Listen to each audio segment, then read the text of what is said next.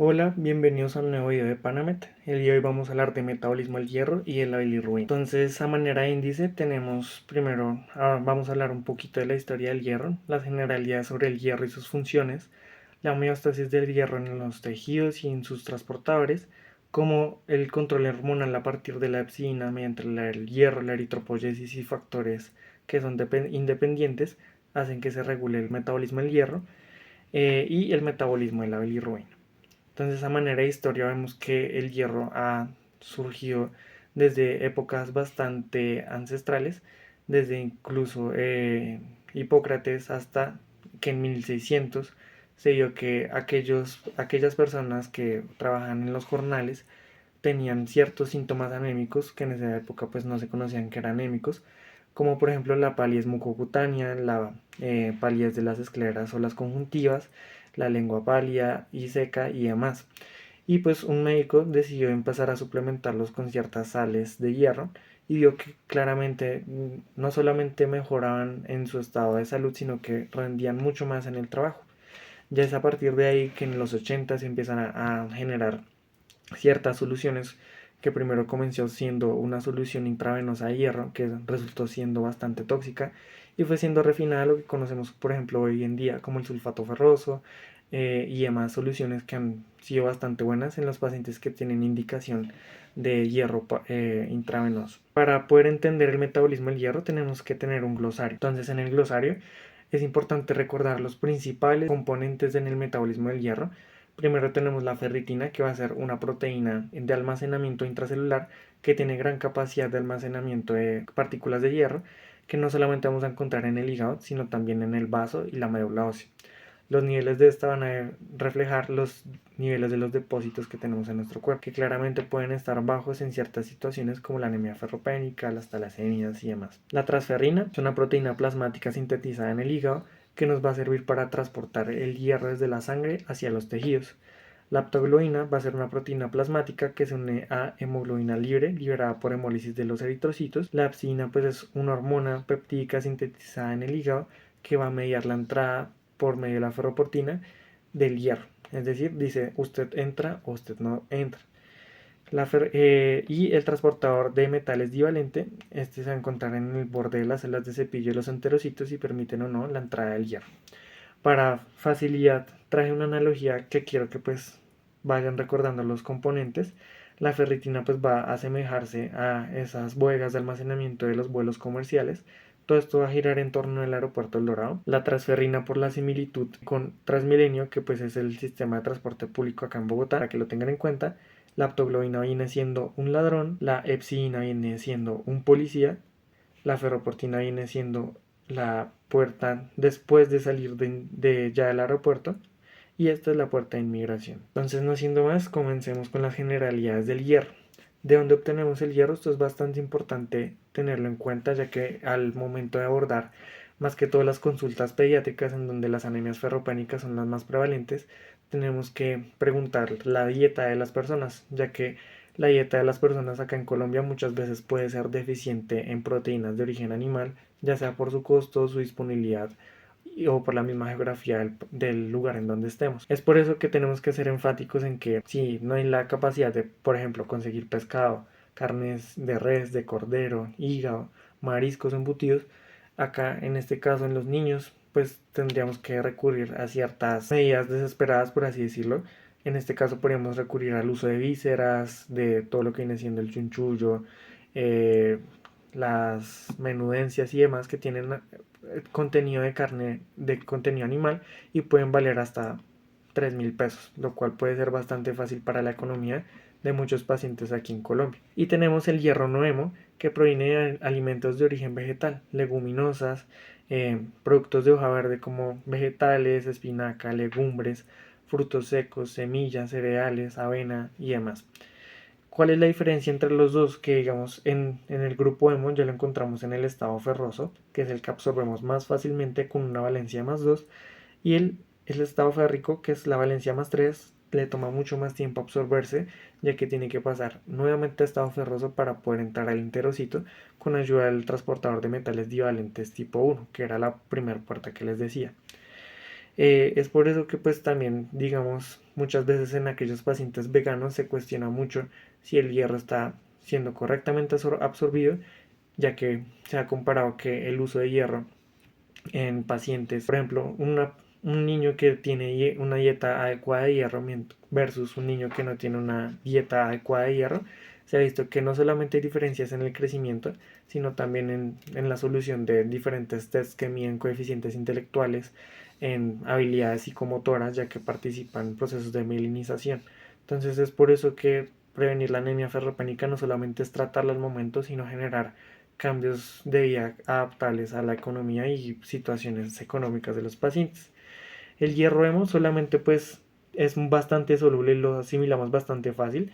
Disponemos del por medio de la hemoxigenasa tipo 1, que pues una vez el sistema retículo endotelial conformado generalmente por los macrófagos hace que pase este grupo hemo en estado ferroso y la hemoxigenasa ya genera, por así decirlo, la entrada de este al enterocito. En cuanto a la dieta, pues en alrededor de los años 50 empezó todo el auge de la proteína de leche de vaca y en Estados Unidos o incluso de pronto en Colombia se empezó a ver que las mamás empezaban a comprar leche de vaca y en vez de darle fórmula o leche materna a los hijos, le dan proteínas de la leche de vaca que tienen diferentes folatos que hace que sea bastante difícil de degradar en un niño.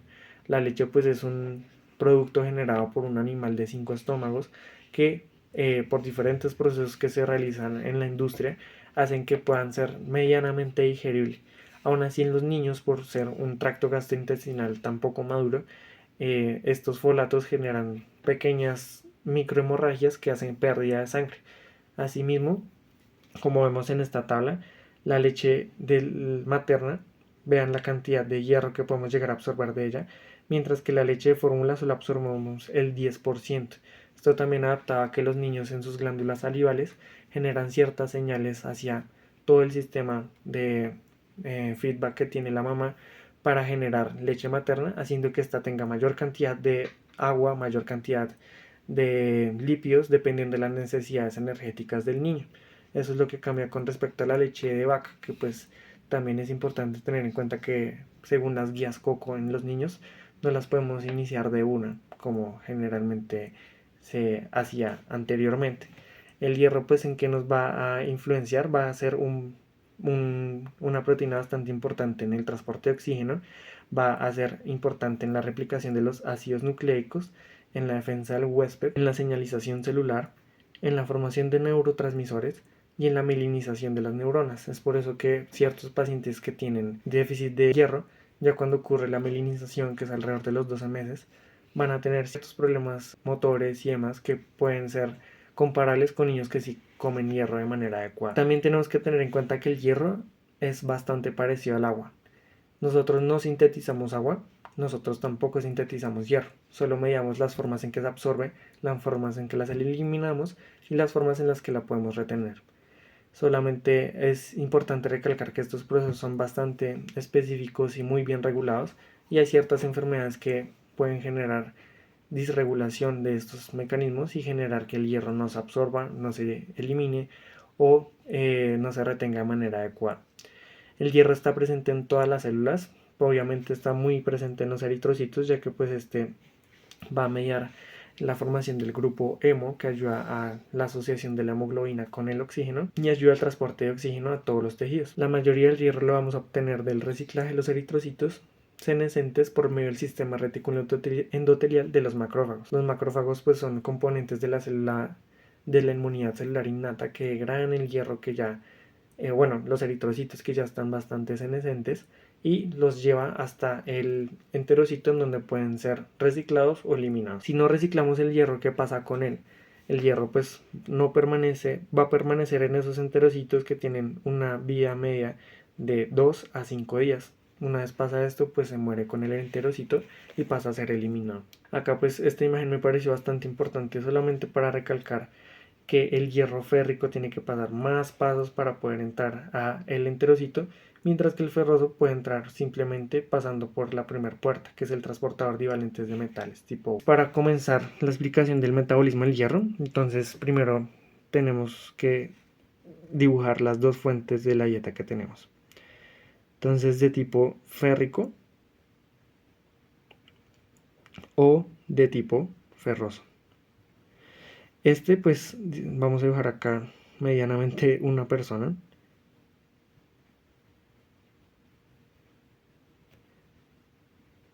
Va a pasar por el esófago. Acá pues las lipasas y demás tratan de degradar los primeros almidones de estos alimentos. Acá pasa por el estómago y ya una vez entra al sistema del intestino delgado, en el yeyuno proximal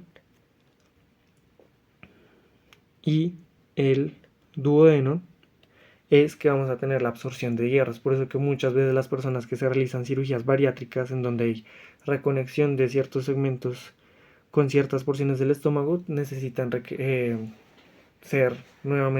una suplementación de hierro, prácticamente a veces permanente, hay veces que no. Entonces, acá en el duodeno y en el yeyuno es donde empieza el verdadero metabolismo del hierro. Entonces, acá lo vamos a dibujar.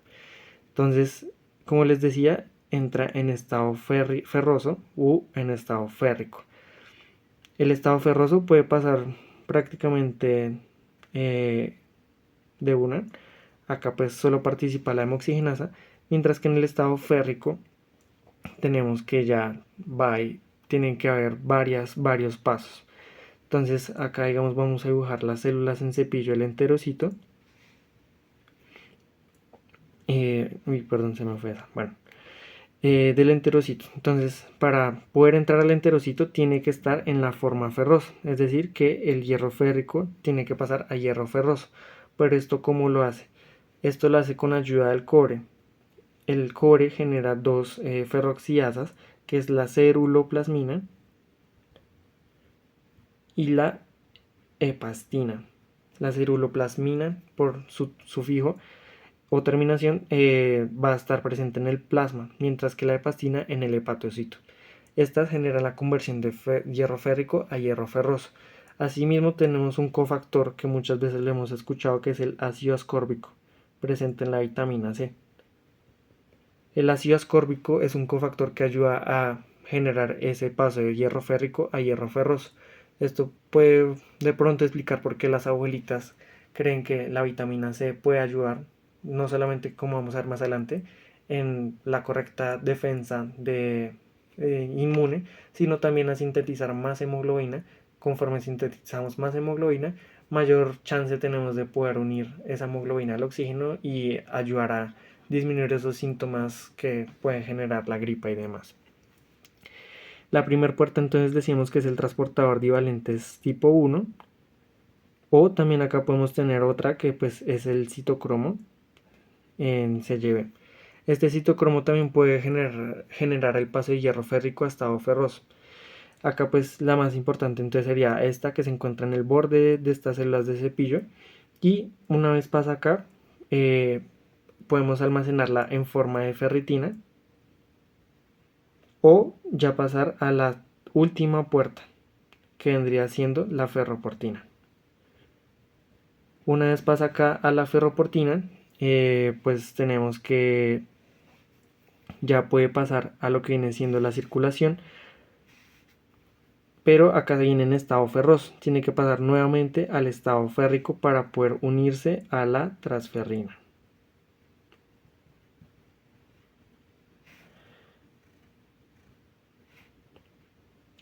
La transferrina, pues acordándonos, va a ser la que se va a encargar de transportar el hierro hacia los tejidos. Y bueno, y acá, bueno, más adelante vamos a utilizarlo, va a estar la psina, que acordándose de la analogía va a ser el policía. Entonces, para poder entenderlo, pues me pareció bastante útil esta analogía. Entonces, supongamos que estamos en el aeropuerto El Dorado, uno de los aeropuertos más importantes en Cundinamarca, Bogotá, Colombia. En el aeropuerto El Dorado tenemos la afluencia de pacientes extranjeros, gringos, europeos, asiáticos, que vamos a simplificar como el estado férrico, mientras que los colombianos van a ser el estado ferroso.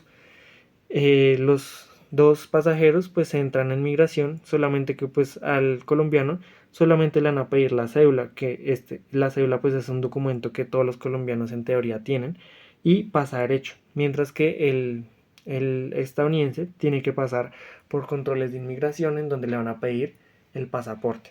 Es decir, tiene que también tener un documento para pasar a su forma ferrosa. Una vez entra en inmigración, pues siempre hay ciertas puertas donde le revisan a uno las maletas. La primera puerta es el transportador divalente de metales tipo 1. Pasa acá y no, hay cierto equipaje que puede estar almacenado y puede durar almacenado en caso de que tenga ciertas sustancias que no se puedan llevar, como por ejemplo semillas, sustancias ilícitas y demás. Este puede durar almacenado o si es un vuelo comercial, las bodegas que les mostraba en el glosario de la primera diapositiva. Si nosotros no requerimos de almacenar ese equipaje, pues simplemente hacemos que salga. Para salir, pues tiene que pasar por una última puerta que es la ferroportina. La ferroportina puede estar cuidada por un guardián que es la epsina, que es la principal hormona que va a controlar el metabolismo del hierro. La epsina puede generar la obstrucción del paso de esos turistas o de esos colombianos que quieren ya salir del aeropuerto o simplemente mediar su salida. Como vamos a ver más adelante, la epsina genera complejos de fagolisosomas que generan degradación e internalización de los receptores de la ferroportina. Es decir, el policía en este caso se posa sobre la puerta, hace que nadie salga y asimismo sella la puerta. Y por último, Transferrina me pareció pues bastante parecido a lo que viene siendo el sistema de transporte público acá en Bogotá, que es el Transmilenio. El Transmilenio pues se encargar de llevar ese hierro que ya se encuentra en forma férrica nuevamente a los hogares, es decir, a los órganos que van a utilizar el hierro, que principalmente pueden ser el hígado, la médula ósea y demás. Listo, una vez entendido eso, pues como les decía, vamos a llevarlo a la médula ósea para generar la eritropoyesis. Podemos generarlo para almacenamiento, que solamente el 10 al 20% lo utilizamos para esto, o podemos utilizarlo en otros procesos que requieran hierro, como por ejemplo la señalización o la formación de neurotransmisores, como ya veíamos previamente. Acá tenemos también pues un resumen de lo que esta imagen me pareció bastante importante, ya que muestra que nosotros perdemos hierro a maneras un poco bastante bajas en comparación a lo que nosotros requerimos de hierro y lo que ingerimos diariamente, pero esas pérdidas pueden verse aumentadas en ciertas poblaciones. Por ejemplo, en las pacientes que son en las mujeres, debido al ciclo menstrual, esos ciclos pueden ser abundantes y solamente eso lo sabe cada mujer que conoce cómo es su ciclo menstrual. En aquellas que sus ciclos son abundantes, hay mayor pérdida de sangre y eso puede generar también anemia ferropénica, que es de bastante cuidado en aquellas pacientes embarazadas, incluso en una paciente no embarazada. Acá lo que les decía, la vitamina C, que es importante como un cofactor para poder generar el paso de hierro férrico a hierro ferroso con ayuda de las enzimas oxidasas ferroxidasas, que están estimuladas principalmente por el cobre, la ceruloplasmina y la hepastina. Si nosotros requerimos, podemos almacenar hierro en forma de ferritina o si no, directamente mandarlo hacia la principal puerta de salida, que es la ferroportina, hacia el plasma. Acá con ayuda de la ferroxidasa pasa de estar ferroso a estado férrico. ¿Cómo vamos a regular la epsina? Entonces, el metabolismo del hierro está regulado por la epsina, la hormona principal. Esta hormona, pues como les decía, va a generar interacción con esa puerta o ese receptor que es la ferroportina, generando su internalización y su degradación en caso de que la estimulemos. ¿Cómo la podemos estimular? Por ejemplo, nosotros tenemos ciertos factores que hacen que no tengamos epsina porque no sería lógico tenerla, que vienen siendo la hipoxia y la inflamación. Entonces, no sé si han escuchado que, por ejemplo, acá en Colombia es un lugar bastante apetecido para poder generar lo que viene siendo entrenamiento en ciclismo. Antes ya pues hay diferentes métodos de entrenamiento que los reemplazan.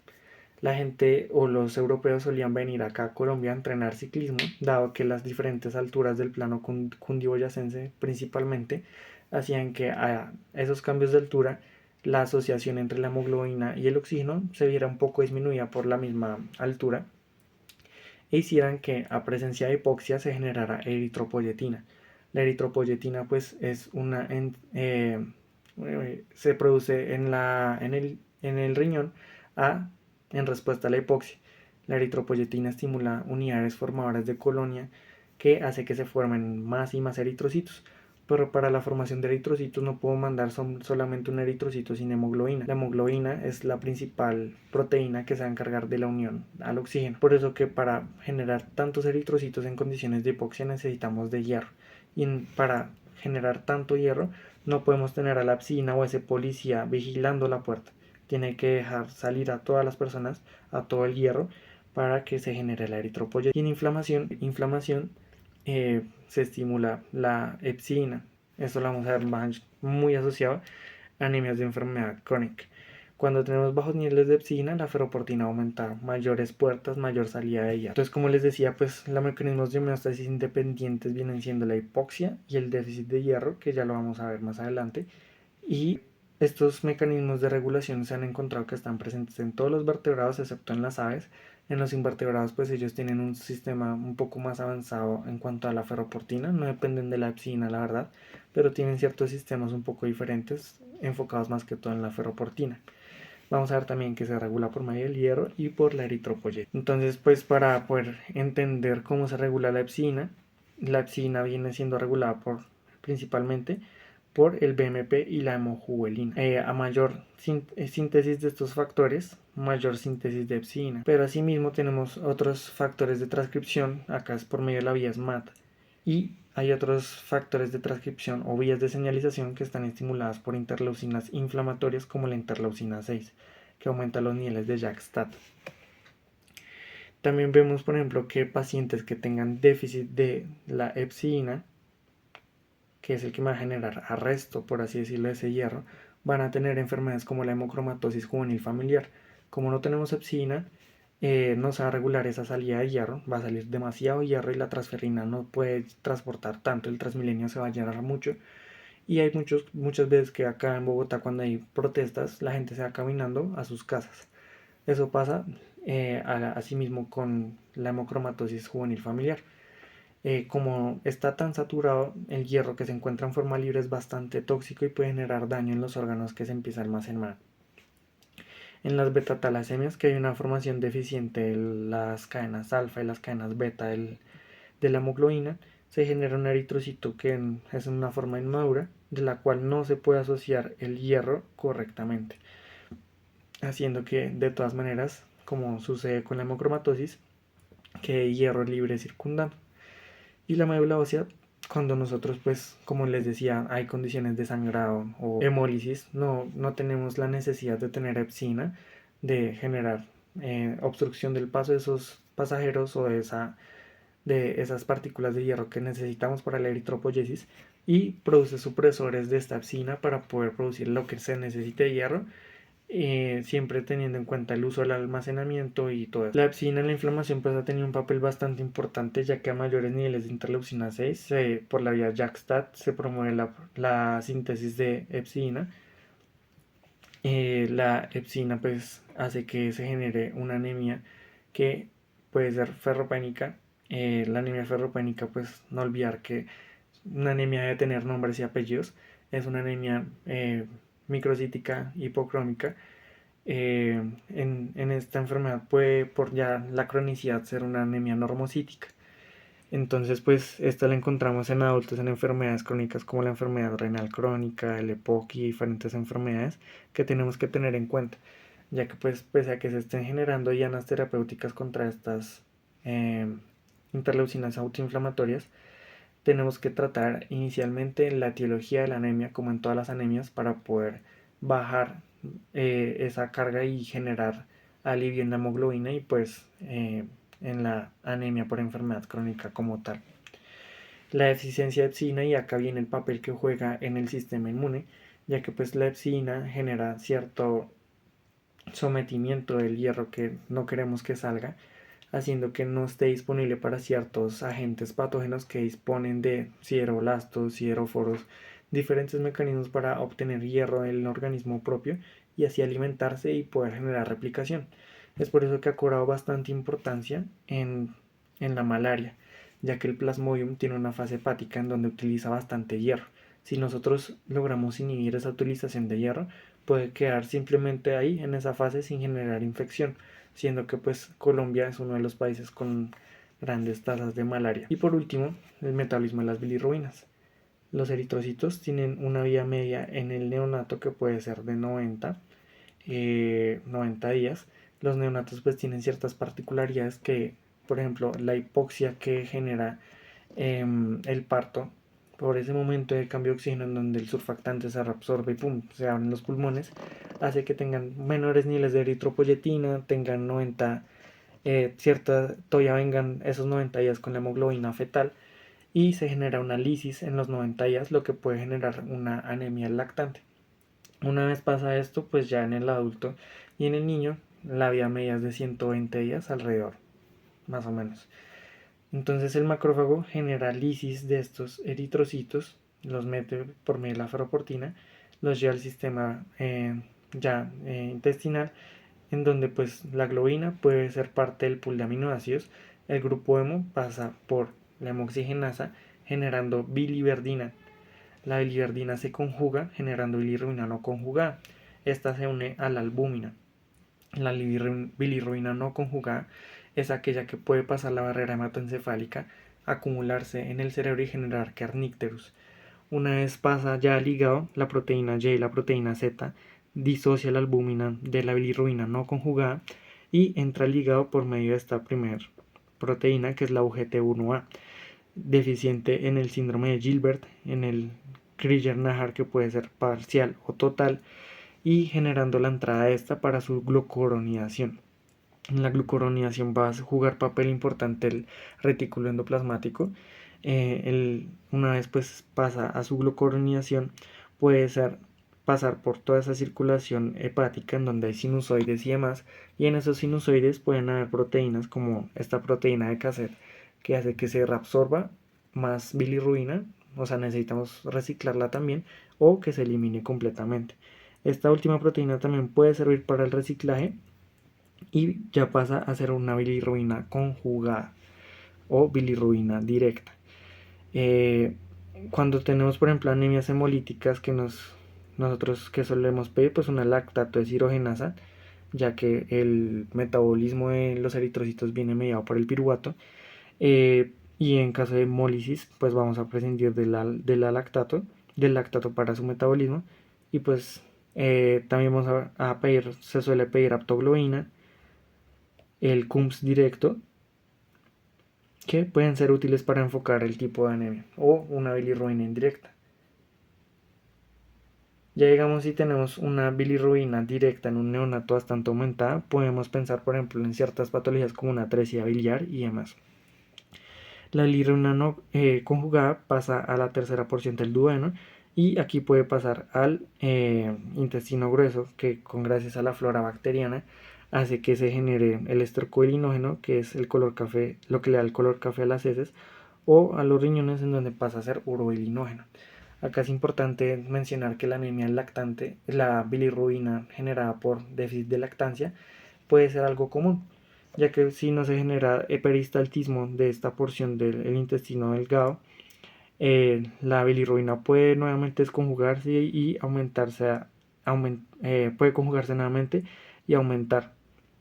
Entonces nos genera una anemia en aquellos pacientes que no se les haya iniciado la lactancia de manera oportuna.